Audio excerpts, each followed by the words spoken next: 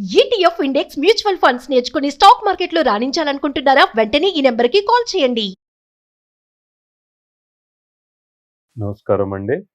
నా పేరు doctor Vishnu Gade, consultant psychiatrist at Arete hospitals Gachibowli, ఇంకా కామినేని హాస్పిటల్స్, అబిడ్స్, కింగ్కోటి, హైదరాబాద్లో. సో మనం ఒక సీరియస్ టాపిక్ మీద డిస్కషన్ చేద్దాం అనుకున్నాం ఇవాళ. అది రీసెంట్గా last week around 18th August 2025 హైదరాబాద్లో కుకట్పల్లి ఏరియాలో ఒక టీనేజ్ మర్డర్ జరిగింది. సో డీటెయిల్స్ ప్రకారంగా మనకు మీడియాలో న్యూస్ ప్రెస్లో ఏమొచ్చింది అంటే 14 years అబ్బాయి, 14 సంవత్సరాల అబ్బాయి నేబర్ 10-year-old గర్ల్ సహర్సాకి, 10 years అంటే 10 సంవత్సరాల అమ్మాయికి మర్డర్ జరిగింది. అండ్ ఎలా ఇన్వెస్టిగేషన్లో డీటెయిల్స్ బయట తెలిసినాయి అంటే ఎవరు చేసి ఉండొచ్చు, ఎలా రీజన్ ఏంటి అంటే ఆఫ్టర్ సీరియస్ పోలీస్ ఇన్వెస్టిగేషన్ వాళ్ళ నేబరే అబ్బాయి 14-year-old అబ్బాయి, 14 వయసు అబ్బాయి చేశాడని తెలిసినప్పుడు చాలా సొసైటీ ఇంకా మీడియా చాలా షేక్ అయిపోయింది. సో మనం ఒక సైకియాట్రిస్ట్ లాగా, ఒక డాక్టర్ లాగా ఎందుకు జరిగి ఉండొచ్చు, వాట్ ఆర్ ద కాజెస్, అబ్బాయి మైండ్ స్టేట్ ఏంటి, మెంటల్ స్టేట్, ఎందుకు చేసిండేమో, ఇదొక ప్లాన్డా, ఇంపల్సివ్ యాక్టా, తెలియకుండా జరిగిపోయిందా, యాక్సిడెంటా అని తెలుసుకుందాం మనం ఇవాళ. సో ఫస్ట్ స్టోరీ మన ఎందుకు అయింది అని మీడియా ప్రకారం ఏం తెలిసిందంటే 18th was a మండే. పొద్దున ఫాదర్ మదర్ ఇంటి నుంచి వెళ్ళిపోయారు. అమ్మాయి సహస్రాకి బ్రదర్ కూడా ఉండే, స్కూల్ గోయింగ్ అబ్బాయి, అమ్మాయి కూడా స్కూల్ వెళ్తుంది. సో ఆ రోజు తను ఇంట్లోనే ఉండే. ఇంకా ఈ అక్యూజ్డ్ అబ్బాయి ఎవరైతే ఉన్నారో నేబర్ ఇంట్లోనే ఉండే. కానీ ఆయన పోలీస్కి ఏం స్టోరీ చెప్పిండంటే, నేను బ్యాట్ దొంగిలిద్దామని పోయినాను, క్రికెట్ బ్యాట్. అది ఎంతవరకు నిజమో మనకు తెలియదు. సో ఆయన ప్రకారం స్టోరీ అయితే బ్యాట్ దొంగిలిద్దామా, ఇట్లా దొంగతనం చేసి పారిపోదామని అనుకున్నా. సో ఇంటికి వెళ్ళాడు. నా ఇంటికి వెళ్ళినప్పుడు ఒక ప్రాపర్ ప్లాన్ వేసుకున్నాడు మాకు తెలిసి. నా ఆ ప్లాన్ ప్రకారంగా అమ్మాయి ఇంట్లో లేదనుకున్నాడేమో, ఎందుకంటే అది school time, early morning time, అదే post 9 AM. అండ్ ఇంటికి వెళ్ళినప్పుడు సాడ్గా అమ్మాయి చూసి ఉంటుంది, పట్టుకున్నదేమో వాడికి. అండ్ దాని తర్వాత అబ్బాయి భయపడ్డాడేమో, ఇంపల్సివ్గా ఇప్పుడు ఎస్కేప్ అవ్వాలి, నేను దొరికిపోయినాను, ఏం చేయాలి, ఆ థాట్ ప్రాసెస్లో, ఆ మెంటల్ స్టేట్లో అటాక్ చేశాడు అమ్మాయికి అని అనుకుంటున్నాను. నౌ పోస్ట్ మార్టంలో multiple, more than 20 stab wounds ఉన్నాయి అమ్మాయి మీద. స్టాబ్ బోన్స్ ఒక షార్ప్ స్మాల్ ఆబ్జెక్ట్తో చేసి ఉండొచ్చు. అది maybe small knife, pocket knife కావచ్చు, షార్ప్ ఆబ్జెక్ట్ కావచ్చు. Multiple stab wounds, puncture wounds neck మీద ఉన్నాయి, ఇంకా అబ్డామిన్ మీద కూడా ఉన్నాయంట, చెస్ట్ అండ్ అబ్డామిన్ రీజన్లో. సో ఇప్పుడు నార్మల్ మెంటల్గా స్టేట్గా అనుకోండి, ఒక క్రిమినల్ కానీ ఇట్లా దొరికిపోయినా కూడా 1 or 2 అటాక్స్ చేసి, ఒక 2 స్టాబ్ వూండ్స్ చేసి ఇట్లా కత్తితో పొడిచి పారిపోతారు టెన్షన్లో. కానీ ఈ అబ్బాయి అదే 21 times స్టాబ్ చేసిండు. 21 times అంటే చాలా టైం పడుతుంది. ఒక 1 minute or 30 seconds కంటిన్యూస్గా స్టాబింగ్ యాక్షన్ చేయాలంటే మీరు ఇమాజిన్ చేయండి ఆ మెంటల్ స్టేట్ ఎట్లా ఉండాలి. సో ఫర్ ఎగ్జాంపుల్ బాడీ నైఫ్తో ఇలా మనం పంక్చర్ చేస్తాం. సో 21 times ఎంత ఫాస్ట్ చేసినా కూడా ఆ అబ్బాయి భయపడి చేసిండొచ్చో, లేకపోతే కావాల్సుకుని చేసిండో, it is a mystery. We need to do psychological assessments అబ్బాయి మీద, మన మెంటల్ స్టేట్ ఏంటో, అట్లా ఎందుకు చేసిండని తెలుసుకోవచ్చు. With the proper psychiatry and doctor teams ఉంటాయి. నౌ ఆ 21 times చేసినాక యాక్ట్ అబ్బాయి పారిపోయిండు. నౌ స్టార్టింగ్లో పోలీస్ ఎంక్వైరీలో తెలిసింది అబ్బాయి స్టార్టింగ్లో అబద్ధాలు మాట్లాడిండు. దాని తర్వాత ఇంకా అవర్స్ అండ్ అవర్స్, గంటలు ఇంటర్గ్రేషన్ తర్వాత బయటపడ్డది నేనే చేసినాను ఒప్పుకున్నాడు అబ్బాయి. సో ఇప్పుడు దొంగతనం చేద్దాం అనుకున్నాడు బ్యాట్, సరే అది కూడా చేయలే. అటాక్ చేసిన అమ్మాయి మీద కూడా దూకి పారిపోయిండు. పైసలు తీసుకోలేదు, వాల్యుబుల్స్ ఏం తీసుకోలే, ఆ బ్యాట్ కూడా దేనికైతే వచ్చిండో తీసుకోలే. తర్వాత ఇంటికి మళ్ళీ పారిపోయి దాచుకున్నాడు, ఇంటి బయట వెళ్ళలేదంట, చాలా రోజు దాచుకొని అన్న న్యూస్ ఫోన్లో కానీ టీవీలో చూసేవాడంట. పోలీస్కి ఎంక్వైరీలో ఎలా జరుగుతుంది, ఏమైనా ఇన్ఫర్మేషన్ ఏమైనా తెలిసిందా పోలీసు వాళ్ళకు, నేను దొరికిపోయినానా, సో ఆ భయంతో గానీ, యాంగ్జైటీతో అబ్బాయి దాసుకుని రిపీటెడ్‌గా న్యూస్ మానిటర్ చేసేవాడు. ఇంకా తర్వాత పోలీస్ ఎంక్వైరీలో గూడా ఏం తెలిసింది, అబ్బాయి ఒక బుక్ ఆయన నోట్ బుక్స్ కానీ, ఆయన పర్సనల్ బుక్స్‌లో ఆహ్, చాలా ఇట్లా మెటిక్యులస్‌గా, డీటెయిల్డ్‌గా స్టోరీ రాశాడంట. నేను ఇంట్ల గోడ దూకి వెళ్ళాలి. తర్వాత గ్యాస్ పైప్ కట్ చేయాలి, మంట పెట్టాలి, ఇది దొంగిలియాలి, తర్వాత పారిపోవాలి, ఎస్కేప్ అవ్వాలి. సో అది ప్లాన్డ్ అనిపించింది. ఇప్పుడు ఎవరన్నా లీగల్ సిస్టమ్‌లో గానీ, లేకపోతే పోలీస్ మా దగ్గరొచ్చినప్పుడు కూడా సైకియాట్రిస్ట్ మనం చూసేది ఏంటంటే ఇంటెన్షన్. ఆ మనిషి పేషెంట్ ఇంటెన్షన్ ఆర్ ఇంటెంట్ ఏంటి? ఇది ప్లాన్డ్‌గా ఉండేనా? ప్రీమెడిటేటెడ్ ఉండేనా? ఎప్పటి నుంచి ప్లానింగ్ జరుగుతుంది ఇలా? లేకపోతే ఇంపల్సివ్ యాక్ట్ సడన్‌గా ఆన్ ద స్పాట్‌గా అబ్బాయి డిసైడ్ అయిపోయి on the spot decision change చేసి అగ్రెసివ్ వెళ్ళిపోయి ఔట్ ఆఫ్ ఫియర్ కావచ్చు, లేకపోతే దొరికిపోతానేమో అని కావచ్చు, నా లైఫ్ ఇప్పుడు మారిపోతుందని కావచ్చు. దీనివల్ల మల్టిపుల్ రీజన్స్ వల్ల ఇంపల్సివ్ యాక్ట్‌గా చేయొచ్చు. అది ప్రీమెడిటేటెడ్ అనుకుంటున్నాం బికాజ్ ఆ మెటీరియల్ ఎవిడెన్స్ దొరికింది పోలీస్‌కి. యెస్, దాని తర్వాత పోలీస్ అబ్బాయికి జస్టిస్ జూనైల్ కోర్టులో ప్రొడ్యూస్ చేయడం జరిగింది. నెక్స్ట్ ఇప్పుడు ఇలాంతా జరిగింది. ఇప్పుడు ప్రూఫ్ ఉంది. పోలీస్ దగ్గర ఇంటెన్షన్ ఉంది. దాని తర్వాత ఇంటెంట్ ఉంది. ప్రూఫ్‌లు, ఇంటెంట్ ఉన్న తర్వాత నెక్స్ట్ జడ్జ్‌కి వెళ్ళి ప్రొడ్యూస్ అవుతాడు. దాని తర్వాత శిక్ష ఏంటో తెలుస్తది. Coming to the medical aspect of it, సైకాలజికల్‌గా, సైకియాట్రిక్‌గా ఈ అబ్బాయి ఎందుకు ఇలా చేసిండు అని ఆలోచిస్తే మనం నంబర్ 1 పాయింట్ ఔట్ ఎట్లా అవుతదంటే ఇది ఇమ్మీడియేట్ కాదండి. అబ్బాయి 14 ఇయర్స్ ఆఫ్ ఏజ్. ఆయనకి ఫోన్స్‌కి, ఇంటర్నెట్‌కి యాక్సెస్ ఉంది, టీవీకి. సో మల్టిపుల్ టీవీ చూసేవాడు ఏమో, క్రైమ్ షోస్, మన నెట్‌ఫ్లిక్స్ కావచ్చు, అమెజాన్ ప్రైమ్, హాట్‌స్టార్ ఏదైనా కావచ్చు. నౌ ఇంత యంగ్ ఏజ్‌లో మనము ఏం చేయాలి? నేను చాలామంది పేరెంట్స్ కూడా చెప్తానండి. మనం పేరెంటల్ కంట్రోల్స్ పెట్టాలి టీవీలో. ఆ ఏజ్‌కి అప్రోప్రియేటెడ్ టీవీ షో చూడాలి. ఇప్పుడు 15 సంవత్సరాలు పిల్లలకి, అమ్మాయి గానీ, అబ్బాయి గానీ, వాళ్ళకి అడల్ట్ టీవీ షోస్ చూపియడం కరెక్ట్ గాదు. ఇప్పుడు మనకు ఇండియాలో సెన్సార్‌షిప్ బోర్డ్ ఉంది. Now central board for film certification అంటాం. దాని నుంచి ఒక ఏజ్ సర్టిఫికేట్ వస్తది. తర్వాత సెన్సార్‌షిప్ ఎంత చేయాలి? ఇస్ ఇట్ కరెక్ట్ పబ్లిక్ ఆడియన్స్‌కి? ఏ గ్రూప్‌కి ఇది కరెక్ట్ అని వాళ్ళు డిసైడ్ చేసి ఆ ఫిల్మ్ రిలీజ్ చేస్తారు, ఆ సర్టిఫికేట్ ఇచ్చిన తర్వాత. అలాగనే మనం గూడా పేరెంట్స్ అయ్యి పిల్లలు ఏం చూడాలి? వాళ్ళ ఏజ్ ఏంటి? 10 ఇయర్స్ అంటే 10 ఇయర్స్ ఏజ్ రిలేటెడ్ షోస్ చూపియాలి. అది కార్టూన్స్ కావచ్చు, లేకపోతే ఎడ్యుకేషనల్ డాక్యుమెంటరీస్ కావచ్చు, కామెడీ మూవీస్ కావచ్చు, యాక్షన్ మూవీస్ కూడా కావచ్చు. కానీ అలానే చెప్పి అన్ని action movies, thriller movies correct కాదు వాళ్ళ ఏజ్‌కి. అడల్ట్ కంటెంట్ చూపియడం, పోర్నోగ్రాఫిక్ కంటెంట్ చూడడం పిల్లలు కూడా కరెక్ట్ కాదు. సో ఇది పేరెంట్స్ నంబర్ 1 కంట్రోల్ చేయాలి, మానిటర్ చేయాలి. ఇయాల రేపు యాక్సెస్ చాలా ఈజీగా అయిపోయింది. వాళ్ళ ఫోన్‌లోనే గూగుల్ కొడితే చాలా ఇల్లిసిట్ వీడియోస్ కానీ అడల్ట్ కంటెంట్ పిక్చర్స్ చాలా ఈజీగా అవైలబుల్ అవుతున్నాయి. సో అది మనం కంట్రోల్ చేయాలి. Data controlling by strict parental control. పిల్లలు ఏం వాచ్ చేస్తున్నారు, మానిటర్ చేస్తున్నారు, టీవీలో కూడా ఎలాంటి షోస్ మానిటర్ చేస్తున్నారు, వాళ్ళు ఏం చూస్తున్నారు, వాళ్ళ ఇంట్రెస్ట్ ఏంటి, దాని మీద కన్ను పెట్టాలి. నంబర్ 2 ఏం నోటీస్ చేస్తున్నా అంటే ఈ టీనేజ్ బాయ్స్ ఎస్పెషలీలో, గర్ల్స్ కూడా చాలా మంది వీడియో గేమ్స్ ఆడతారు, అది కామన్ ఈ జనరేషన్‌లో. బట్ బాయ్స్‌లో నేను నోటీస్ చేసేది ఏంటంటే అండి, అరౌండ్ 13-16 ఏజ్ గ్రూప్ వాళ్ళు చాలా అగ్రెసివ్ వైలెంట్ యాక్షన్ గేమ్స్ ఆడుతున్నారు. This can be not to specify by name, but చాలా కామన్‌గా చాలా famous games PUBG, Call of Duty, Warzone, ఇలాంటివి action shooting games, violent games. ఇంకొకటి గ్రాండ్ థెఫ్ట్ ఆటో, జీటీఏ అంటారు. ఇలాంటివి games where there is shooting, violence.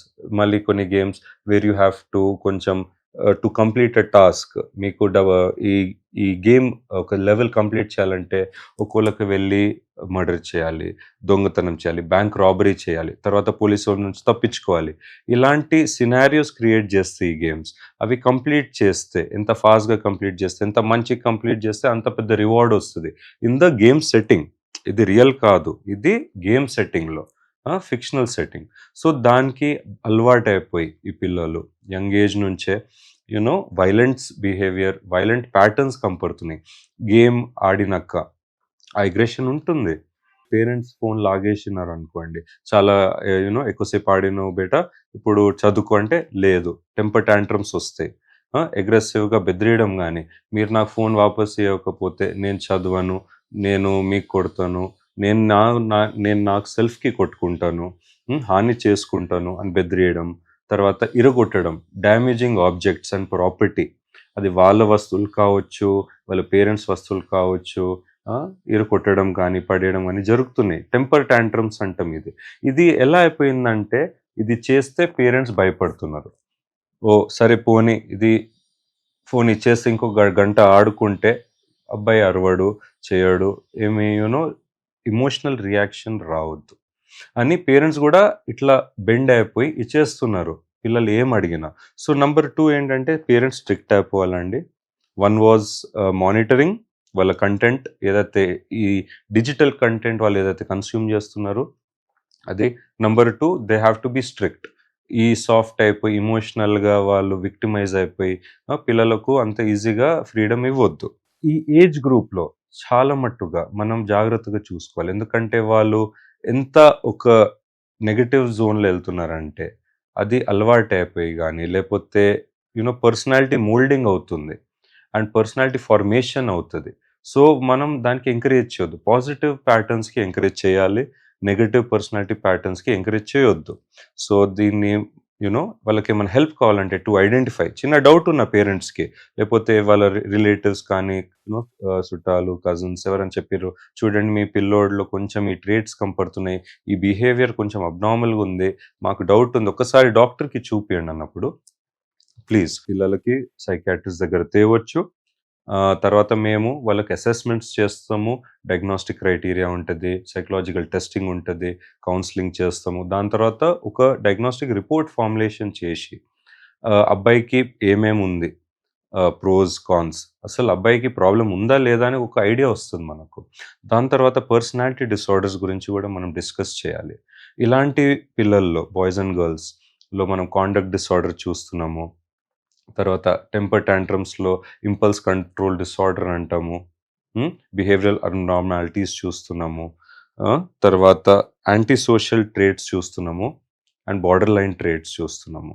So ఇవన్నీ traits పోయి సివియర్గా పెరుగుతూ పోయి అది పర్సనాలిటీ డిసార్డర్లో కూడా మారొచ్చు అరౌండ్ వన్ దేర్ 18-20. సో అది లాంగ్ టర్మ్లో చిన్నప్పుడే మనం హెల్ప్ చేసి గైడ్ చేసి కరెక్ట్గా ఇవి చేయలేదనుకోండి, అది చాలా ప్రాబ్లమాటిక్ సినారియోలో వెళ్ళిపోతుంది పిల్లలు పెద్దగా అయినప్పుడు. అది ఎర్లీ అడల్ట్హుడ్లో కూడా గట్టిగా అయిపోయి పర్మనెంట్గా అయిపోయి అదొక పార్ట్ ఆఫ్ ద పర్సనాలిటీ అయిపోతుంది. అప్పుడు వాళ్ళకి మార్చడం కొంచెం కష్టం అయిపోతుంది, ఎస్పెషలీ యాంటీ సోషల్ ట్రేట్స్. ఇంకొకటి కూడా ప్రాబ్లం ఏంటంటే, ఎర్లీ టీనేజ్ అడిక్షన్స్. ఇది డ్రగ్స్ కావచ్చు, for example smoking, alcohol, marijuana, గాంజాయి, వీడ్, ఇంకా కొకేన్. సో ఇవన్నిటితో కూడా మనము పిల్లలకి సేఫ్గా పెట్టాలి. చాలా ఎర్లీగా స్కూల్లోనే 9th క్లాస్ 8th క్లాస్లోనే పిల్లలకు చూస్తున్నా వాళ్ళు స్మోకింగ్ స్టార్ట్ చేస్తున్నారు, సిగరెట్స్. మనం దాన్ని కూడా ప్రివెంట్ చేయాలి, కన్ను పెట్టాలి.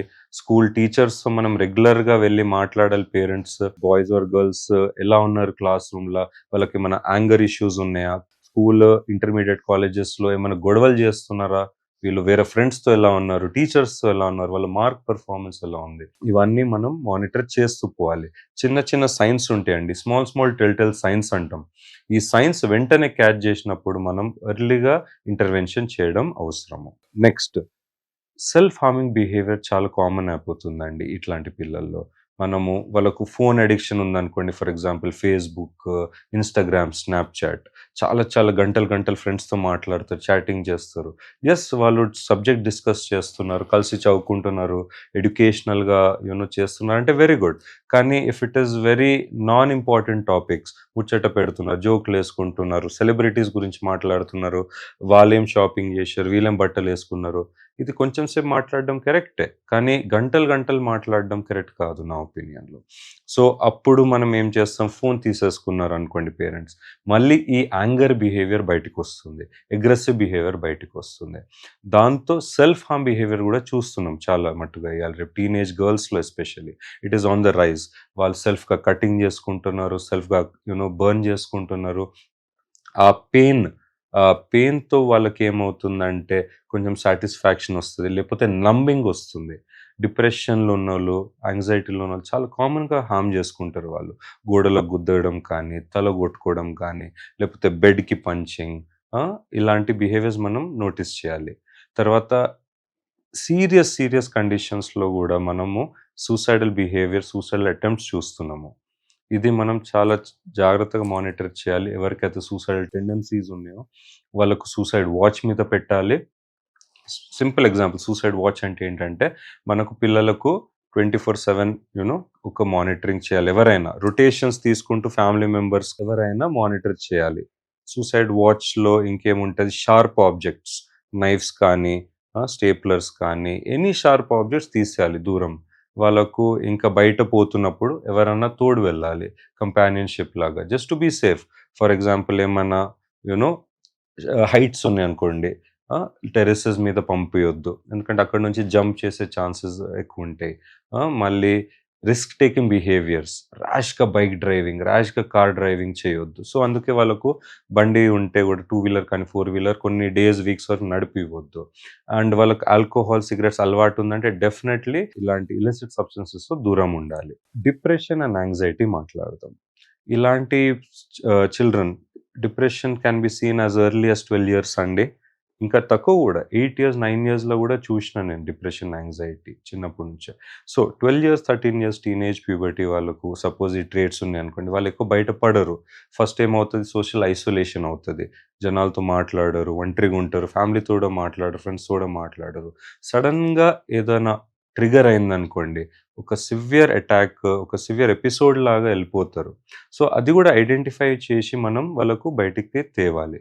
వి need to give them counselling support, medical support by medications కానీ, వేరే ఏమైనా యాపెటైట్ లేదు, న్యూట్రిషనల్ స్టేటస్ పడిపోతుందంటే ఐవీ లైన్ పెట్టి వాళ్ళకు న్యూట్రిషన్, వాళ్ళకు గ్లూకోజ్ గానీ, లేకపోతే మల్టీవిటమిన్స్ ఎక్కియొచ్చు. సో, ఇది మెడికల్‌గా మనం మానిటర్ చేయాలి. ఇంకొకటి మెయిన్ థింగ్ ఏంటంటే అండి, now coming back to the incident ఏదైతే జరిగిందో. ఇంతగనం మాట్లాడినాం. పర్సనాలిటీ ఇష్యూ కావచ్చు, ప్రీ ప్లాన్డా, మెడిటేటెడా, ఇంటెన్షన్ ఏంటి? దొంగతనం చేసుకున్నాడంటే అవసరం ఎందుకు? ఆయనకు క్రికెట్ బ్యాట్ అని అంటుండు. ఆయన క్రికెట్ బ్యాట్ వాళ్ళ పేరెంట్స్ ఇప్పియలేరా? Like is he from very financially backward ఫ్యామిలీయా? ఇవన్నీ మనం చూసి అసలు ఆ కాన్సెప్ట్ అబ్బాయి ఎందుకు చేద్దాం అనుకున్నాడు? కావాలంటే అడగొచ్చు పేరెంట్స్‌కి. వాళ్ళు ఇవ్వలేదంటే చుట్టుపక్కల వాడి స్కూల్‌లో ఫ్రెండ్స్ ఉండింటారు. పోనీ నేబర్స్ గూడా ఉన్నారు. నేబర్స్ దగ్గర వెళ్లి అడగొచ్చు. ప్లీజ్ నాకు ఒక క్రికెట్ బ్యాట్ ఇవ్వండి. 1 వీక్ ఆడుకొని మళ్ళీ రిటర్న్ చేస్తా. ఇవన్నీ సింపుల్ స్టెప్స్ తీసుకుంటే ఎవరన్నా క్రికెట్ బ్యాట్ ఇవ్వొచ్చు. ఇఫ్ అబ్బాయి చెప్పేది కరెక్ట్ అయితే స్టోరీ. నౌ ఇంకొకటి పోలీస్ ఇన్వెస్టిగేషన్‌లో ఏం తెలిసింది? అబ్బాయి, అమ్మాయి ఫ్రెండ్స్ కూడా అంట. నేబర్స్ కాబట్టి అమ్మాయి బర్త్‌డే పార్టీకి వెళ్ళాడు. కేక్ కటింగ్ అప్పుడు గూడా ఉండే. హ్మ్. సో, ఇలా విక్టిమ్‌కి ఇంకా ఈ అసైలెంట్‌కి ఫ్రెండ్‌షిప్ ఉండే. నౌ ఎంత క్లోజ్ ఫ్రెండ్స్ వాళ్ళు. లైక్ లేదు ఫ్రెండ్సే కాదు జస్ట్ నేబర్స్ కాబట్టి పరిచయమా? ఇవన్నీ యాంగిల్స్ మనము ఆలోచించి ఆయన మైండ్ సెట్ ఎందుకు చేశాడనో అప్పుడు మనకొక రిపోర్ట్ గాని, ఒక క్లియర్ కట్ వస్తది బయటికి అన్న ఒపీనియన్. సో అండి, బాటమ్ లైన్ ఏంటంటే పిల్లలకు మనం చాలా జాగ్రత్తగా చూసుకోవాలి. క్రైమ్ షోస్ కానీ, అడల్ట్ కంటెంట్ కానీ, ఇవన్నిటితో కొంచెం ఈజీగా చిన్నప్పుడే వాళ్ళకు ఏమంటారు యాక్సెస్ వస్తుంది. దాంతో వాళ్ళు ఇన్‌ఫ్లూయెన్స్ అవుతున్నారు. దాంతో నేర్చుకుంటున్నారు. అది తప్పు. సో, అది కంట్రోల్ చేయాలి. మొబైల్ ఫోన్ యూసేజ్ కంట్రోల్ చేయాలి. రెగ్యులర్‌గా టీచర్స్‌తో ట్యూషన్ టీచర్స్ కానీ, స్కూల్ టీచర్స్‌తో కానీ, ఫ్రెండ్స్‌తో కానీ, పేరెంట్స్ అప్డేట్స్ తీసుకోవాలి. మా అబ్బాయి, అమ్మాయి ఎలా ఉన్నారు? ఫ్రెండ్‌షిప్‌లో గాని మంచిగున్నాడా? ఆడుకుంటున్నాడా? స్కూల్‌లో మంచిగున్నాడా? మూడ్స్ ఎట్లున్నాయి? బాధలో ఉన్నాడా? ఏడుస్తున్నాడా? గొడవలు పడుతున్నాడా? ఫ్రెండ్లీగున్నాడా? ఇవన్నీ ఆయన ఎమోషనల్ స్టేటస్ తెలుసుకోవాలి. తర్వాత ఒక మీరు న్యాచురల్‌గా మీరు పేరెంట్స్ అయ్యి మీరు హెల్ప్ జేయొచ్చు. మీ ఉన్న ఎమోషనల్ ఇంటెలిజెన్స్ అండ్ నాలెడ్జ్ ప్రకారం మీ చైల్డ్‌కి హెల్ప్ చేయొచ్చు. లేదు అంటే సైకాలజిస్ట్ లేదా డాక్టర్స్, సైకియాట్రిస్ట్‌కి హాస్పిటల్‌కి తేవచ్చు. వేర్ మనం టుగెదర్ పేరెంట్స్ ఇన్‌పుట్స్ తీసుకుంటూ, తర్వాత ఎల్డర్స్ ఇన్‌పుట్స్ తీసుకుంటూ, హిస్టరీ టేకింగ్ అప్పుడు పిల్లోడితో కూడా మాట్లాడి, ఆయన ఇండివిడ్యువల్ ఇన్‌పుట్ తీసుకొని మంచిగా ఒక ప్లాన్ ఫార్మ్ చేసి చైల్డ్‌కి హెల్ప్ చేయొచ్చు. సో, ఇట్లాంటి ఏమైనా ప్రాబ్లం ఉన్నా మీకు తెలిసిన వాళ్ళు సొసైటీలో పిల్లలకి హూ ఆర్ ప్రాబ్లమాటిక్ ఆర్ మీకు తెలిసి వాళ్ళకి హెల్ప్ కావాలి అని అనిపించిందంటే ప్లీజ్ వాళ్ళకు డాక్టర్ దగ్గర రిఫర్ చేయండి హాస్పిటల్స్కి, సైకియాట్రిస్ట్ దగ్గర ఎస్పెషల్లీ. రైట్, థ్యాంక్ యూ అండి. సో నా పేరు డాక్టర్ విష్ణు, కన్సల్టెంట్ సైకియాట్రిస్ట్, అరీట్ hospitals, Kamineni hospitals, Hyderabad. Thank you.